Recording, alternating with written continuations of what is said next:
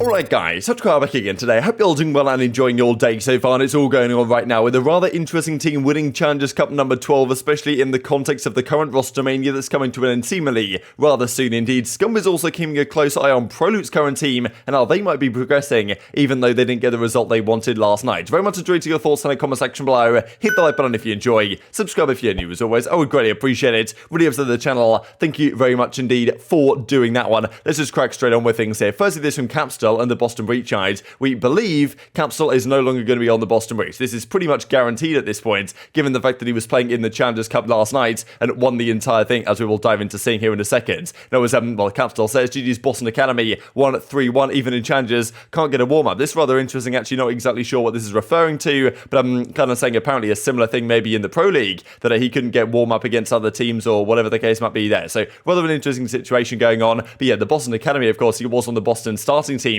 Crazy really how that works out. The Capstone, having been on the Boston starting team, when he drops down to Challengers, seemingly to get replaced by Vivid is the going rumour at the present time. He's actually not going on to the Academy squad, he's going on to another team, because it's Doug St. Martin on the Boston Academy squad, right? So, they also did rather well in this tournament. Doug, I believe, ends up coming top 4 this time around. And even as Doug says, why am I playing up against you when you should be in the Pro League? But, as it turns out, of course, not the case right now. I don't even know, to be honest. He says, I'm just vibing, right? So, yeah, having a frustrating time. Wonder what the future will be for Cap, right? Because I think he proved to be a pretty solid player at the start of the season, had a few highlight moments, but as time has progressed, obviously it seems that the team believes that Nero is the better SMG than Cap, because they're replacing one of them with Vivid, and it's going to be Cap for now. Now look, if that doesn't work out, maybe in a couple of weeks time, if they feel like they do still need a change, and maybe Cap comes back in place of Nero, right, and Vivid stays, that might be a possibility. But yeah, still kind of tough for these guys, because a pro player's career is so short in Call of Duty that for guys like Cap, he's been in here for a few months, 5 or so months at this point. But if there's no expansion, what happens next year, right? So it's kind of crazy to think about what these teams might look like next year and where some of these players will actually end up. But I wanted to mention Florida real quick, because apparently Vickle said he's one of the SMG players for the Toronto Academy North America, and he said on stream supposedly that the Florida team was meant to be him, MajorManiak, Skies, and Awakening, but since he's on a student visa, he could not compete. So this just kind of proves to a degree that Florida have been flapping around effectively trying to find an SMG player to join them, because they let Vivid go. They wanted to get Asim, and then effectively they couldn't get Asim because Asim was to stay on LAG. We looked at a couple of days ago for various reasons, and now it seems like Florida are looking at 2 real former Stallion player to join this roster instead, but pretty much confirming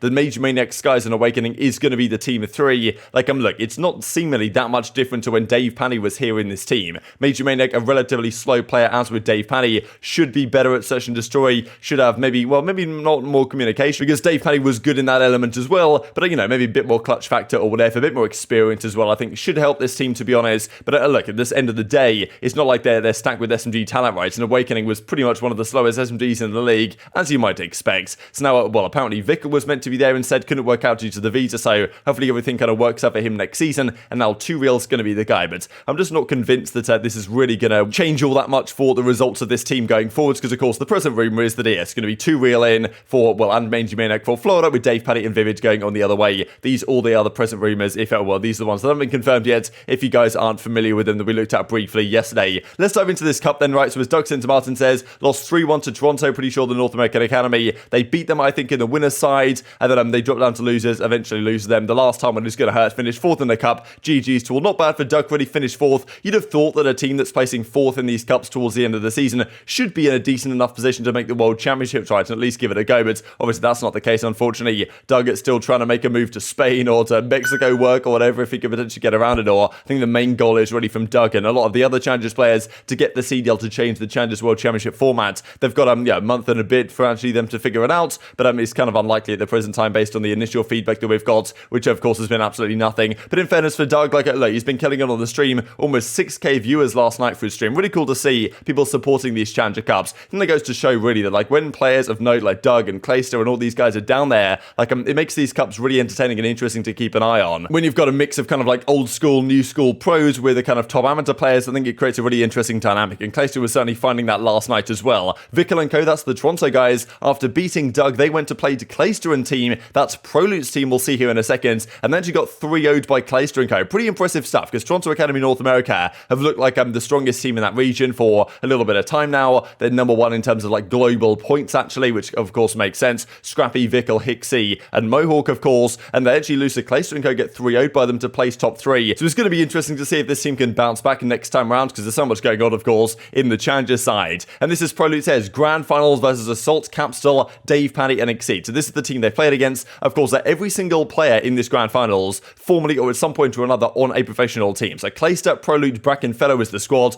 I'll show a couple of clips here in a second of Scump kind of sing about this team and thinking, okay, wow, Prolute, they're looking pretty good. That's a pretty solid squad of good players. Definitely keeping an eye on this team, because, like, who knows? He's going to watch the Challenger size. He's going to keep up with what Prolute's doing, because who knows if they need him back in the team at some point or another, right? No guarantees that he's going to be there for the rest of the season. They're taking it easy with him in practice right now, as we looked at yesterday. So, you know, who knows if Prolute has to step back into the starting lineup at some point. Hopefully for Optic, that's not the case. And of course, I'm pretty sure Prolute expects to be on the bench for quite some time. We'll see his tweets here in just a second. But this is obviously a pretty solid squad. Weird squad in a way, because it's pretty much filled with AR players. But I'm pretty sure Bracken Fellow are the ones running the SMGs right now. And then on the other side, you've got Capstone, Davpadie, Assault, and Exceed. So these first two guys seemingly very recently dropped by Boston and Florida respectively. Assault, of course, was in the league last season on LAG and on other teams before that as well. Exceed was a substitute on the Minnesota Rokkr back in the Modern Warfare days. Clay, of course, Prolute was there this season. Brack, I believe, was on the bench of the Toronto Ultra back in Modern Warfare as well. And Fellow, of course, has been around, like, for example, last year's Dallas Empire. So all effectively former pro players now at the top of challenges.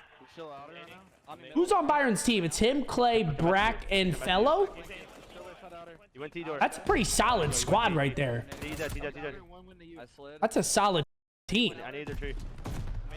He's against Clay. No, he's on Clay's team. Yeah, you just shine out. I'm one shot. You Clay. He's deep, I need deep. It's over. Nothing red room. Alley door, one shot. He's alley door. Just go on the pillar. Dead. We gotta go. I got two. Gotta go. Nice. Glass. Close You have time, Byron. You have time. There's only one on it. You gotta go. Hit it. He's behind the table. On the table, he's on a 5. Table. Laying down table. Coming. Ah, damn, dude. Oh, okay, listen.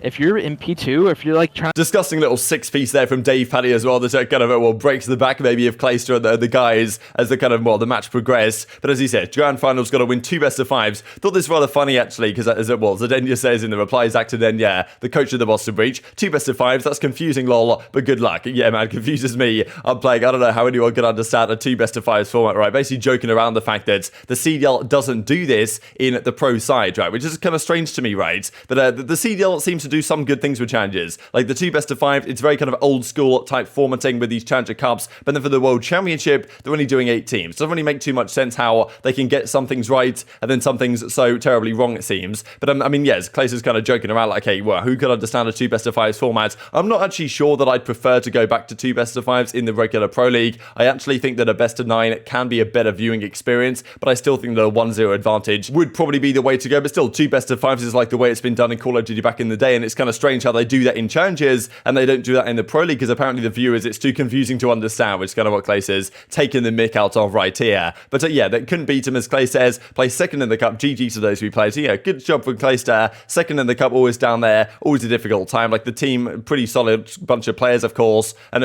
this is the team that won. Challengers Cup champs, Assault, Davpadie, Exceed, and Capster, right? Hashtag pickup team. So crazy, really. Camp drops down, wins up, goes into this team last minute, and then wins the cup straight away. Davpadie, of course, just done the same thing on the Florida Mutineer side as well. So definitely will make a bit of a statement there, right? Like I'm sure the coaches and staff like Zed and Dens will be keeping an eye on this, thinking, okay, Cap just went down, won the Challengers Cup straight away. Florida might be thinking the same thing with Davpadie, and this definitely does help your stock in a way, like going into next season. Let's say Cap and Davpadie don't get kind of re-picked up by their teams for the remainder of this season. People will look at these guys, okay, they went down to Challengers immediately, they won, like they must be, still cream of the crop players down there. Let's get them back in. But Clay's a good result as well. Doug Sense Martin top 4. These are the winners across the regions. We're North America, Cap, Davpadie, Assault, and Exceed. In Europe, it was the Toronto European team, Weeman, Vortex, Beans, and Furies, as pretty much expected. Then in APAC, you've got the Void Collective team, that's back-to-back, and then in LATAM, the Masters of Ecuador. So pretty cool stuff all across the regions. But definitely some performances of note right here. As Clayster says as well, over 5,000 viewers, like max viewers on his stream, average about 3.5k. So great to see the support for these players, and especially for the Challenger scene in general. They can be very entertaining on its day, right, when it's done in a good way, to be honest. And as Clay says, you know, damn, the streams have been hitting lately. 5k views for the finals of the Challengers Cup. Feel like people love watching what real COD should be, the passion and the grind. Appreciate every single one of you who showed out.